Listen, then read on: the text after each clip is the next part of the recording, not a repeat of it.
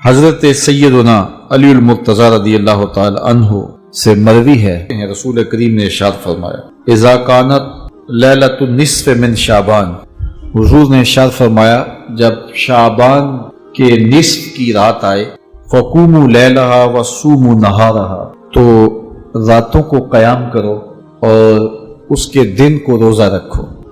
فإن اللہ تعالی ینزل فیہا لغروب الشمس الی سماء الدنیا، اللہ تعالیٰ جل شانہ نزول اجلال فرماتا ہے غروب شمس کے ساتھ ہی پہلے آسمان پر، فیقول، اور ارشاد فرماتا ہے کوئی ہے مجھ سے بخشش مانگنے والا میں اس کو بخش دوں، ہے کوئی مجھ سے رزق طلب کرنے والا میں اس کو رزق دوں، ہے کوئی مصیبت میں پھنسا ہوا میں اس کی مصیبت دور کر دوں، ہے کوئی اس مصیبت میں پھنسا ہوا ہے کوئی اس ضرورت کا حامل، تو یہ اللہ تعالیٰ ارشاد فرماتا رہتا ہے یہاں تک کہ فجر طلوع ہو جاتی ہے، اور طلوع فجر تک اس رات کو اللہ کی رحمتیں آواز دیتی ہیں۔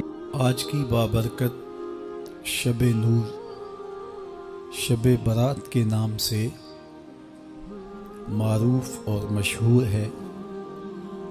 اس بابرکت شب کے دامن میں اتنی برکتیں اور اتنی رحمتیں ہیں کہ اللہ جل شانہ گناہ گاروں کو جہنم کی آگ سے آزاد فرما دیتا ہے۔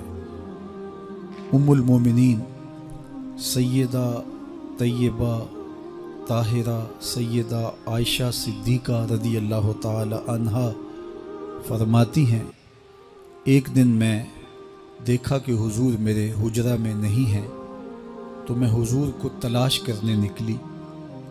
جنت البقیع میں آسمان کی طرف سر اٹھائے حضور اللہ سے التجائیں کر رہے تھے، مجھے دیکھا تو ارشاد فرمایا عائشہ کیا تم نے یہ سمجھا کہ اللہ کا رسول تم سے زیادتی کرے گا؟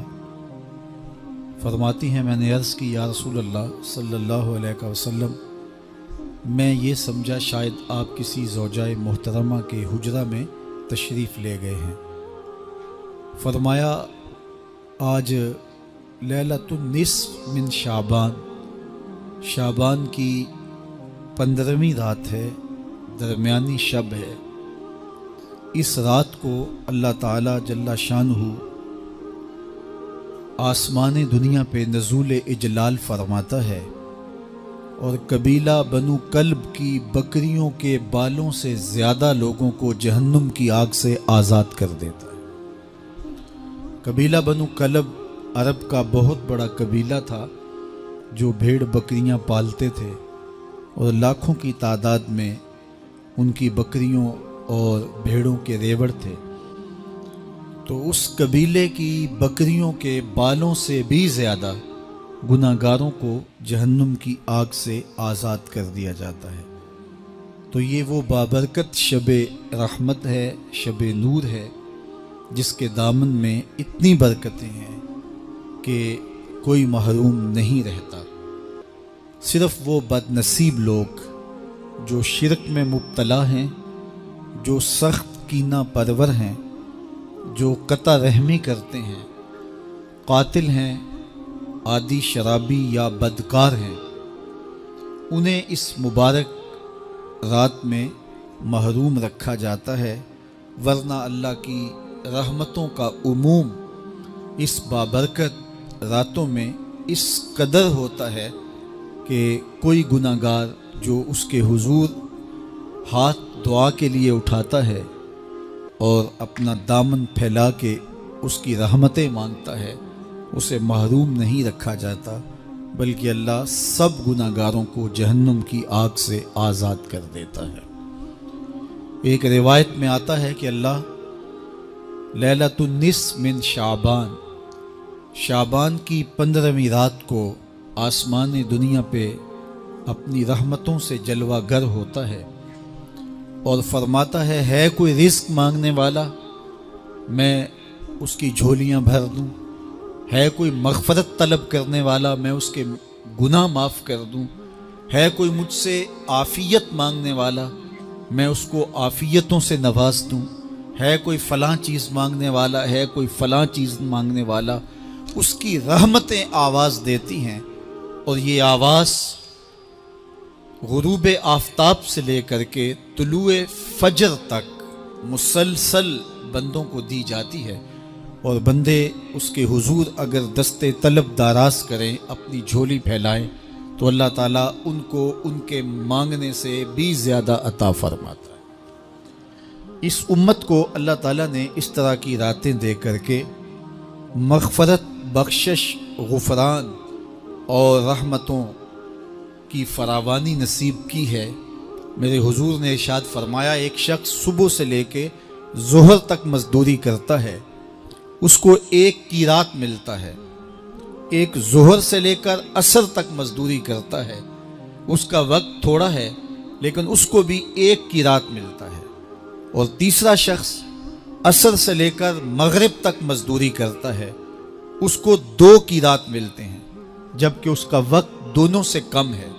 فرمایا پہلی مثال یہود کی ہے، دوسری مثال نصارہ کی ہے، اور تیسری مثال میری امت کی ہے کہ اس کو تھوڑے عمل پر زیادہ ثواب دیا جاتا ہے۔ تو یہود اور نصارہ نے اس پہ برا منایا، تو حضور علیہ السلام نے فرمایا کہ اللہ نے ان کے اجر میں تو کمی نہیں کی، لیکن مسلمانوں کو زیادہ اجر دے دیا، تو یہ اس کی کرم نوازی ہے۔ تو یہ تھوڑے وقت کی عبادتیں اور چند راتوں کی بیداری اور مخصوص اوقات میں اللہ کے حضور عبادت و ریاضت ایک گناہگار کو کہاں سے کہاں تک پہنچا دیتی ہے، اس کے گناہوں کی معافی کا ذریعہ بھی بنتی ہے اور درجات کی بلندی کا سبب بھی۔ دیکھیے لیلۃ القدر ایک رات 1000 مہینے کی عبادتوں سے بہتر قرار پاتی ہے۔ اسی طرح دیگر مواقع ہیں کہ اللہ تعالیٰ اس امت کے لیے رکھے ہیں، رحمت رب بہانہ می طلب، اور یوں بھی پڑھا گیا رحمت رب بہانہ می طلب۔ اس کی رحمتیں قیمت نہیں مانگتی اور اس کی رحمتیں بہانہ تلاش کرتی ہیں، تو وہ اپنے بندوں کو بخشنے پہ آمادہ ہے اگر وہ اپنا دامن طلب پھیلائیں۔ قرآن مجید میں ایک مقام دیکھیے کتنا دل آویز ہے۔ فرمایا ما یفعل اللہ بعذابکم، اللہ تمہیں عذاب دے کے کیا کرے گا؟ اس کی یہ چاہت نہیں ہے کہ تمہیں عذاب میں مبتلا کرے، اس کی چاہت یہ ہے کہ تم اس کی چوکھٹ پہ آؤ، جھولی پھیلاؤ، اس سے خیرات اور رحمت مانگو، اور وہ تمہارے ماضی کے سارے گناہ معاف کر کے، ساری غلطیاں معاف کر کے تمہیں اپنی رحمتوں سے مالا مال فرما دے۔ تو وہ بندوں کو بخشنے پہ، بندوں کی مغفرت کرنے پہ آمادہ ہے، اور اس کی رحمتیں بہانے تلاش کرتی ہیں۔ اللہ اکبر۔ اور دوسری جانب اس کے بندے، اس کے مملوک، اس کی مخلوق، اور مخلوق کی گناہگار اور نیکوکار اس کی رحمتوں کے طالب ہوتے ہیں، بلکہ وہ گناہ کرنے کے بعد جب معافی مانگتے ہیں تو اللہ کو یہ معافی بہت پسند ہے۔ معافی مانگنا، اس کے حضور اپنے دامن کو پھیلانا، وہ اس کو بہت زیادہ محبوب ہے۔ انسان کی فطرت کے اندر گناہ رکھا گیا ہے۔ آگ، ہوا، مٹی، پانی، یہ ان 4 چیزوں کا مرکب ہے۔ اس کے جو عناصر ہیں اس میں کبھی اعتدال قائم نہیں رہتا، اور اس سے گناہ سرزد ہو جاتے ہیں۔ گناہ کرنے کے بعد بندے کا اس گناہ پہ اصرار کرنا، اڑ جانا، ضد کرنا، توبہ نہ کرنا اللہ کو یہ پسند نہیں، لیکن اگر اس سے گناہ سرزد ہو جائے تو پھر وہ توبہ کر لے تو اللہ کو یہ بہت زیادہ پسند ہے۔ جو اس سے ہو سکے نیکی وہ اللہ کے حضور پیش کرے، لیکن اس کے اندر جو شر رکھی گئی ہے، اس کے اندر جو قوتیں گناہ کی رکھی گئی ہیں، اس سے اگر اس سے گناہ سرزد ہو جائے تو پھر وہ اللہ سے توبہ کرے، اللہ کی طرف رجوع کرے، تو اللہ اس کی توبہ کو نہ صرف قبول کرتا ہے بلکہ اس کے گناہوں کو معاف کرتا ہے اور گناہوں کو بدل کے نیکیوں میں تبدیل کر دیتا ہے۔ جب گناہ نیکیوں میں تبدیل ہو گئے تو جتنا بڑا گناہ گار تھا اتنا بڑا نیکوکار ہو گیا۔ حضرت سیدنا عمر رضی اللہ تعالیٰ عنہ بازار میں جا رہے تھے تو ایک شرابی نے ہاتھ میں بوتل پکڑی تھی شراب کی، تو حضرت عمر ہاتھ میں درہ رکھتے تھے اور آپ کا جاہ و جلال دیدنیت ہوتا، تو جو ہی حضرت عمر رضی اللہ تعالیٰ عنہ کو اس نے دیکھا تو ڈر گیا اور دل ہی دل میں کہا اے اللہ آج عمر کے قہر سے بچا لے، میں تیری بارگاہ میں سچی توبہ کرتا ہوں، اور جلدی سے شراب کو بغل میں چھپا لیا۔ اتنے میں حضرت عمر سر پہ پہنچ گئے اور گرج کر کڑک کے کہا کہ یہ تیری بغل میں کیا ہے؟ چونکہ اس کو بوتل چھپاتے دیکھا تھا تو وہ ڈر گیا اور ڈرتے ڈرتے کہنے لگا حضرت یہ سرکہ ہے۔ اب تھی تو شراب، لیکن ڈرتے ہوئے بولا حضرت سرکہ ہے۔ تو حضرت عمر نے کہا نکال۔ جب نکالا تو شراب نہیں تھی، واقعی سرکہ بن چکا تھا۔ تو جب اللہ کے حضور کوئی توبہ کرتا ہے، اللہ اس کے گناہوں کو بدل کے نیکیوں میں تبدیل کر دیتا ہے۔ حدیث پاک میں آتا ہے کہ قیامت کے دن اللہ ایک شخص کو کہے گا کہ اپنا نامہ اعمال پڑھ، تو وہ نامہ اعمال پڑھنے لگ جائے گا۔ تو نامہ اعمال کے اندر چھوٹے گناہ بھی ہوں گے، بڑے گناہ بھی ہوں گے۔ تو اللہ سے حیا کرتے ہوئے، شرم کرتے ہوئے وہ بڑے بڑے گناہوں کو چھوڑتا جائے گا اور چھوٹے چھوٹے گناہوں کو پڑھتا رہے گا۔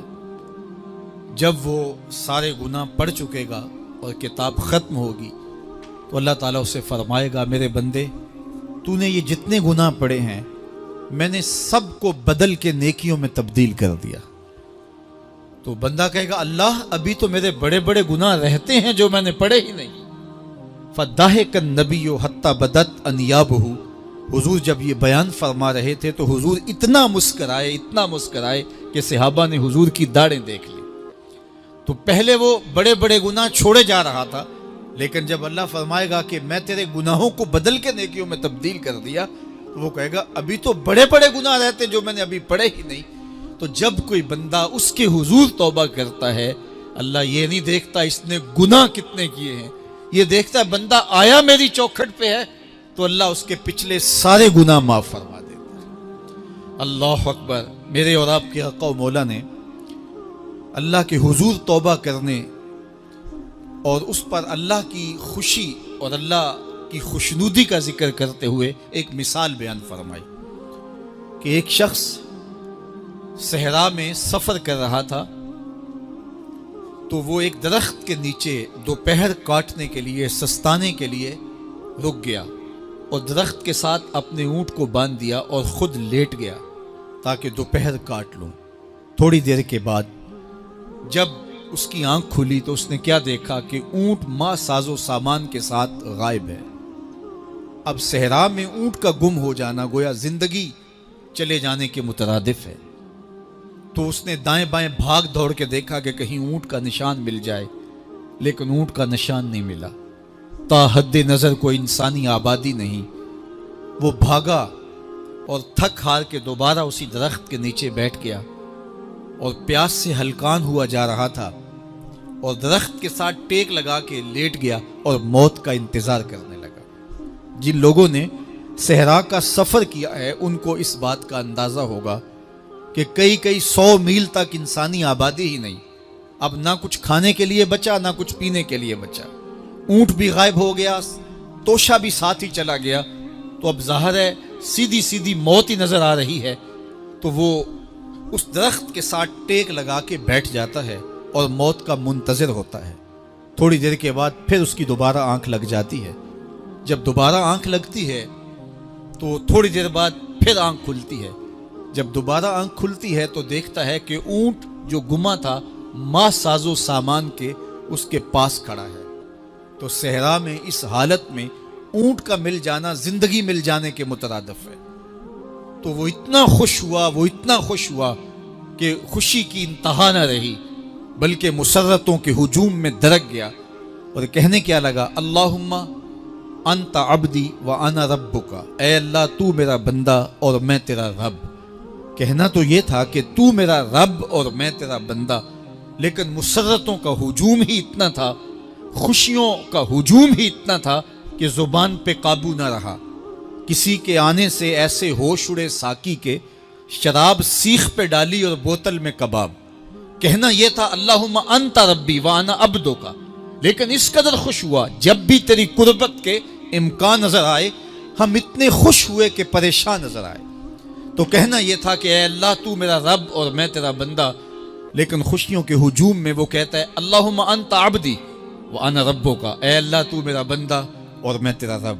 حضور یہ بات بیان کرنے کے بعد صحابہ سے پوچھتے ہیں کہ ذرا بتاؤ اس بندے کو کتنی خوشی ہوئی کہ خوشی میں زبان بھی قابو نہ رہی اور اپنے آپ پہ کنٹرول نہ رہا، اور خوشیوں کے ہجوم میں اسے یہ بھی پتہ نہیں چل رہا کہ وہ کیا بول رہا ہے۔ تو صحابہ نے عرض کی حضور بہت زیادہ اسے خوشی ہوئی۔ تو میرے حضور نے یہ بات کرنے کے بعد ارشاد فرمایا جس طرح اس کو گما ہوا اونٹ ملا اور اس کی خوشی کی انتہا نہ رہی، تو فرمایا جب کوئی شخص توبہ کرتا ہے اور اللہ کے حضور پلٹ کے آتا ہے، گناہوں سے معافی مانگ کے اس کی دہلیز پہ آتا ہے، میرے حضور نے فرمایا اللہ اس سے بھی زیادہ خوش ہوتا ہے کہ میرا بندہ میری چوکھٹ پہ آ گیا۔ آپ نے نام سنا ہوگا محمود غزنوی اور ایاز کا، ان کا باہم محبت کا رشتہ بہت گہرا تھا۔ ایاز ٹوٹ کے چاہتا تھا بادشاہ کو، اب دیگر مصاحبین حسد کرتے تھے، بغض رکھتے تھے، وہ کہتے تھے یہ کوئی کیا اس میں کرشمہ اور کمال ہے کہ بادشاہ اس کو اتنا ہی چاہتا ہے۔ تو بادشاہ جب ان وزراء کا، مشیروں کا حسد حد سے بڑا ہوا دیکھا تو ایک دن سب کو اپنے دربار میں حاضر کیا۔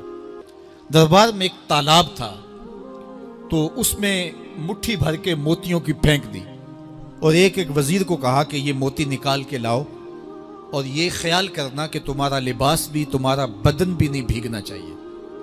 تو سب نے کہا کہ یہ عجیب بات ہے کہ حوض کی تہ سے موتی نکال کے لائیں اور لباس بھی نہ بھیگے اور بدن بھی نہ بھیگے، یہ تو لازمی ہوگا۔ پھر دوسرے وزیر کو کہتا کہ یہ موتی نکال کے لاؤ، تمہارا لباس بھی نہیں بھیگنا چاہیے، تمہارا بدن بھی نہیں بھیگنا چاہیے۔ تو وہ آگے سے حجت کرتا یہ کیسے ہو سکتا ہے کہ بدن بھی اور لباس بھی نہ بھیگے اور موتی بھی نکال لاؤں؟ تیسرے کو، چوتھے کو، پانچویں کو، ہر ایک آگے سے حجت کرے یہ کیسے ہو سکتا ہے؟ پھر ایاز آ گیا تو بادشاہ نے ایاز کو کہا کہ یہ موتی نکال کے لانے ہیں اور تمہارا لباس بھی اور تمہارا بدن بھی نہیں بھیگنا چاہیے۔ ایاز نے فوراً چھلانگ لگائی اور موتی نکالے۔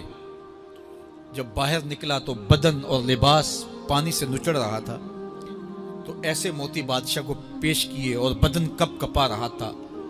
تو بادشاہ بڑے غصے سے کہا کہ ایاز تمہارا بدن بھیگ گیا، تمہارے کپڑے بھی بھیگ گئے، میں نے کہا تھا لباس بھی نہیں بھیگنا چاہیے، کپڑے بھی نہیں بھیگنے چاہیے۔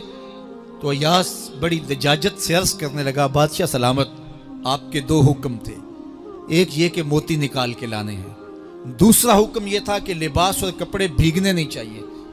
تو ایک حکم میں نے پورا کر دیا ہے، دوسرے کی معافی چاہتا ہوں۔ تو صاحب اللہ نے حضرت انسان کے سینے میں جذبات کا ایک جہاں آباد کیا ہے، شیطان کو بھی انسان کے پیچھے لگا دیا اس کی آزمائش کے لیے، اس کے امتحان کے لیے۔ نفس بھی اس کے اندر موجود ہے، اور دوسری جانب اس کو گناہوں سے منع بھی کیا اور نیکی کی تلقین بھی کی۔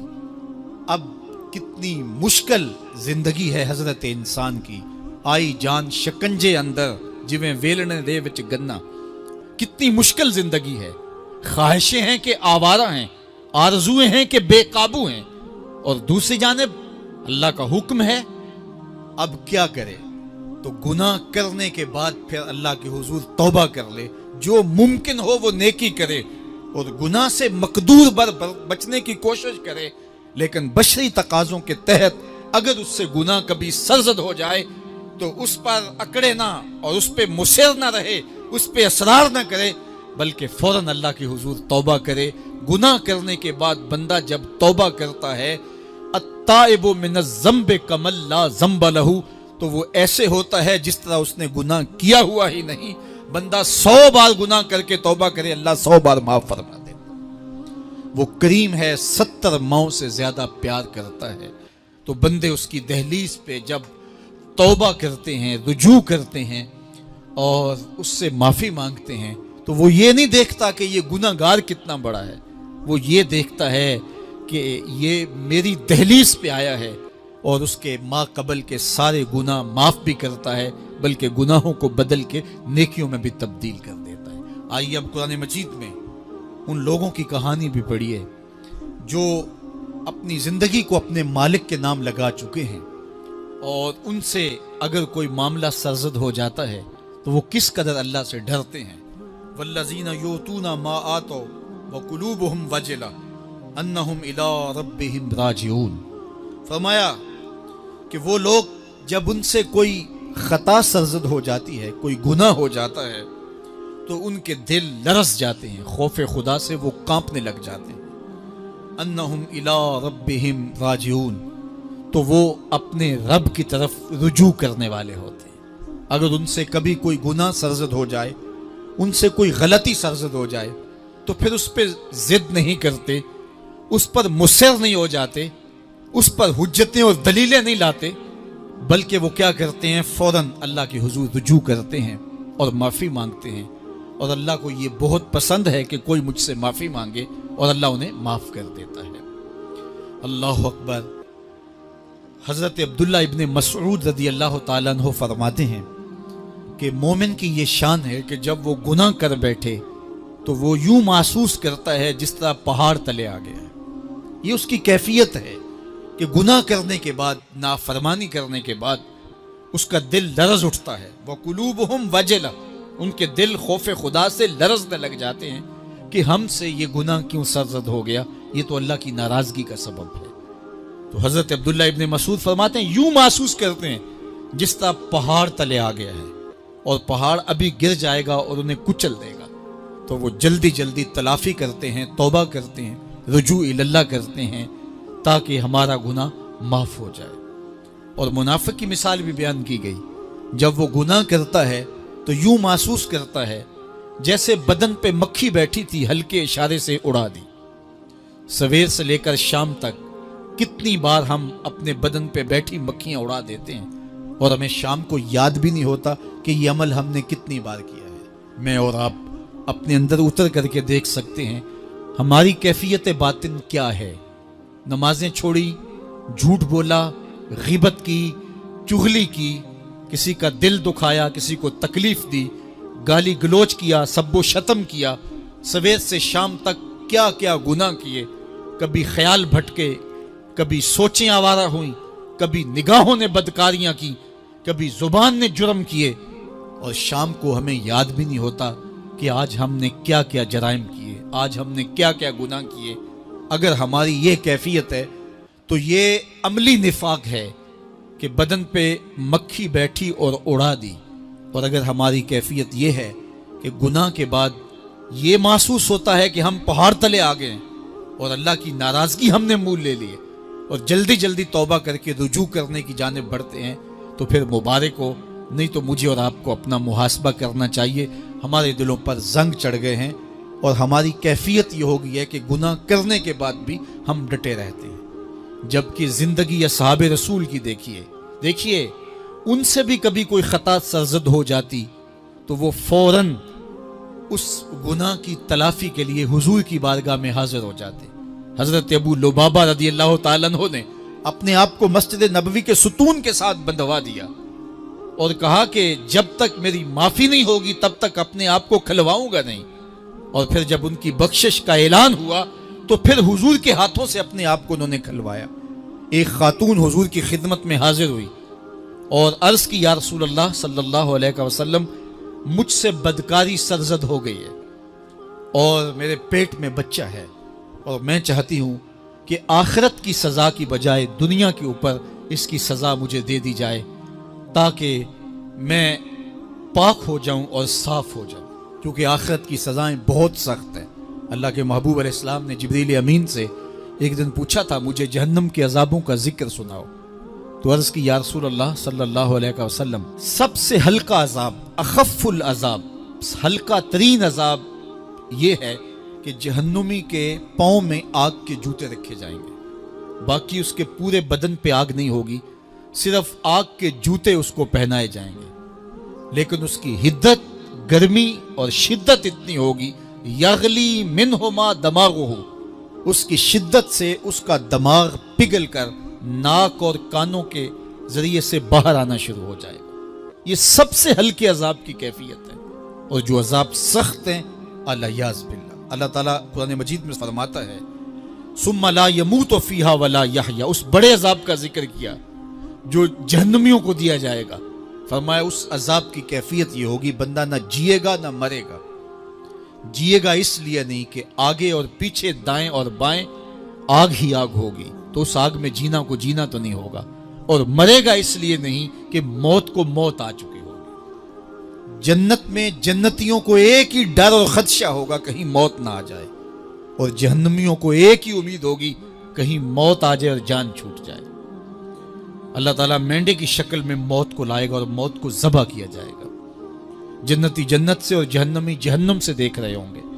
جب موت کو ذبح کر دیا جائے گا اب موت نہیں ہے تو جنتی اتنے خوش ہو جائیں گے کہ اگر موت کو موت نہ آئی ہوتی تو یہ خوشی سے مر جاتے, اور جہنمی اتنے مایوس دکھی اور پریشان ہوں گے کہ اگر موت کو موت نہ آئی ہوتی تو یہ صدمے سے مر جاتے.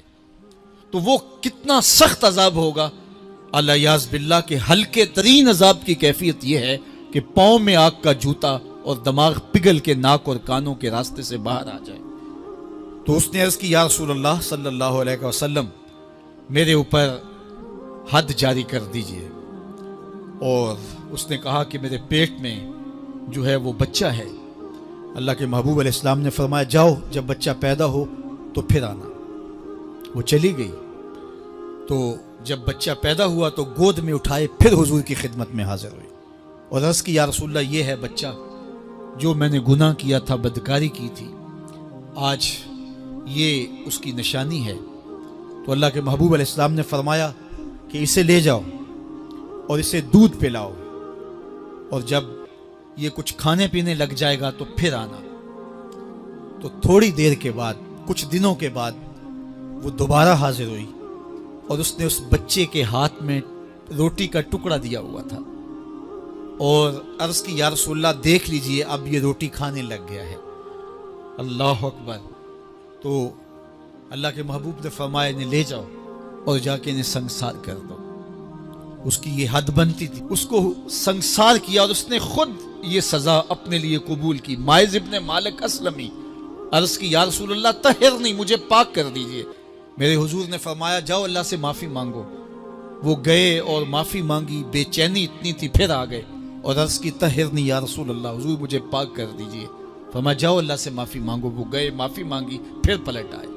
تیسری مرتبہ, چوتھی مرتبہ آقا کریم نے فرمایا فیما اطہرک, تمہیں کہا اللہ سے معافی مانگو, کریم ہے معاف کر دے گا, تم پھر پلٹ آتے ہو, تمہیں کس جرم سے پاک کروں؟ قال من الزنا, عرض کی مجھ سے بدکاری ہو گئی ہے اور میں چاہتا ہوں کہ دنیا پر فارغ ہو جاؤں. حضور نے فرمایا کہ اس کا توازن عقلی تو ٹھیک ہے. عرض کی حضور صحیح الحواس ہے. کہا کہ یہ نشے میں تو نہیں کہہ رہا. کسی نے اٹھ کے منہ سونگا. کہا حضور ایسی بات بھی نہیں ہے. فرمایا تم سوچ لو کیا کہہ رہے ہو. کہا حضور جو میں کہہ رہا ہوں وہ سچ کہہ رہا ہوں, مجھ سے گناہ سرزد ہو گیا اور میں چاہتا ہوں کہ دنیا پر ہی فارغ ہو جاؤں.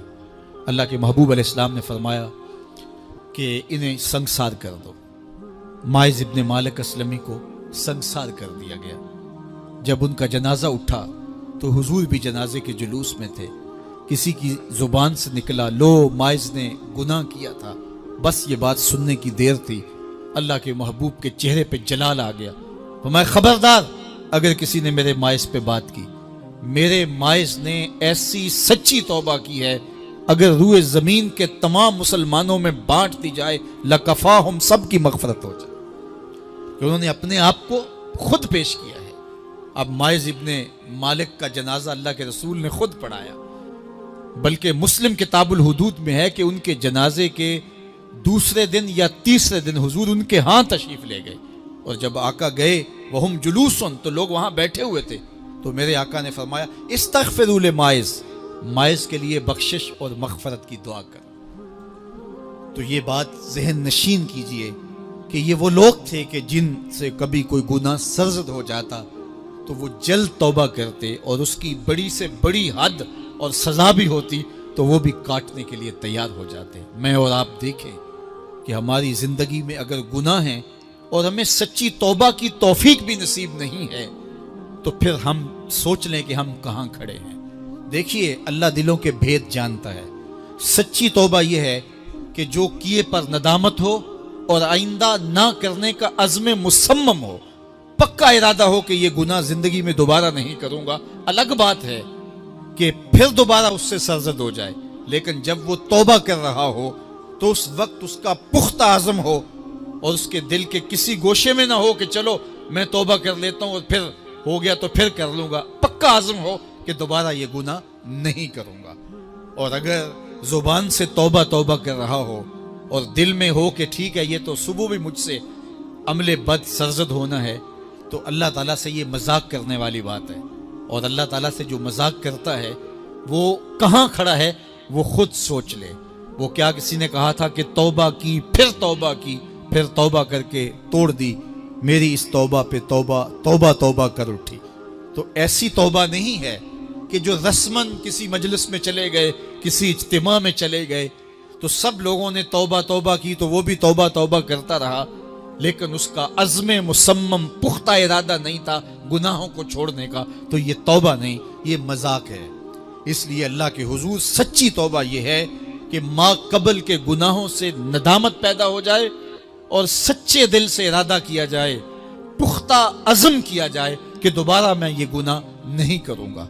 یہ الگ بات ہے کچھ عرصے بعد اس سے پھر سرزد ہو جائے، پھر وہ گناہ ہو جائے تو پھر وہ پکی توبہ کرے، تو 100 بار بھی گناہ کرے گا، 100 بار بھی توبہ کرے گا، اللہ 100 بار قبول کرے گا۔ تم نے اس کے حضور پیش ہونا ہی ہونا ہے، اس کے حضور جانے سے تم بچ نہیں پاؤ گے، چھٹکارا نہیں، رستگاری نہیں۔ ایک ایک عمل کا تمہیں حساب دینا ہوگا، ایک ایک حرکت اور ایک ایک سکنت تمہاری تشت ازبام ہوگی، تمہارا پوشیدہ اور مخفی عمل قیامت کے دن سامنے آ جائے گا۔ اللہ اکبر، یہ قرآن ہے، یہ کوئی فرضی کہانی نہیں ہے۔ انہ لقول فصل وما هو بالہزل، فرمایا یہ قول فیصل ہے، یہ طے شدہ حقیقت ہے، یہ امر واقعی ہے، یہ کوئی مذاق نہیں ہے کہ یوں ہی کوئی کہانی بیان کر رہا ہے، یہ سب کچھ ہونے والا ہے، یہ اپنی آنکھوں سے تم دیکھو گے۔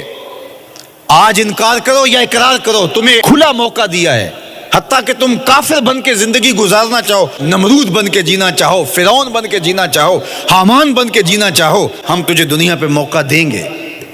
لیکن یہ نہیں ہے کہ جب زندگی کی بساط لپیٹے گی پھر کام ختم ہو جائے گا، نہیں، یہ تمہیں ہمیں فرصت دی ہے، پھر ہم نے تم سے حساب لینا ہے، ایک ایک عمل تمہارے سامنے آئے گا۔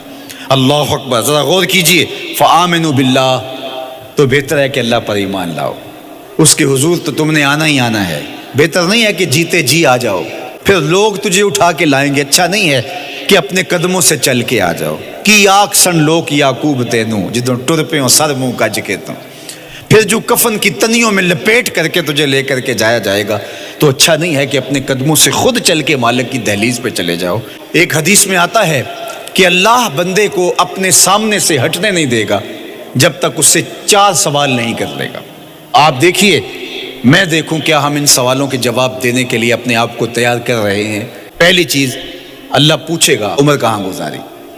دوسرا سوال، اللہ تعالیٰ علم کے بارے میں پوچھے گا، جو پڑھا تھا بتا عمل کہاں تک کیا، خلوت جلوت زندگی شام و سحر تیرے اس سیکھے ہوئے علم کی مطابقت میں تھے یا علم عزت دولت کمانے کے لیے پڑھا تھا۔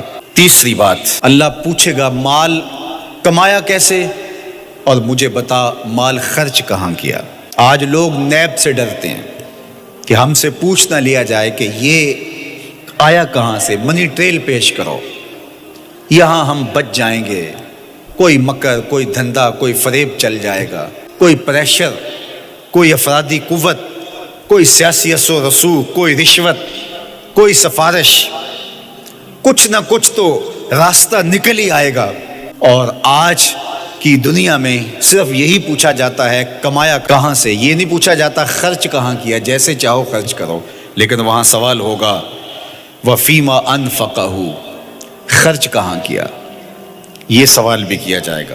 وعن جسم ہی فیما ابلاہ، اور جسم کے بارے میں پوچھا جائے گا، اس جسم کو دی ہوئی توانائیوں کو خرچ کہاں کیا۔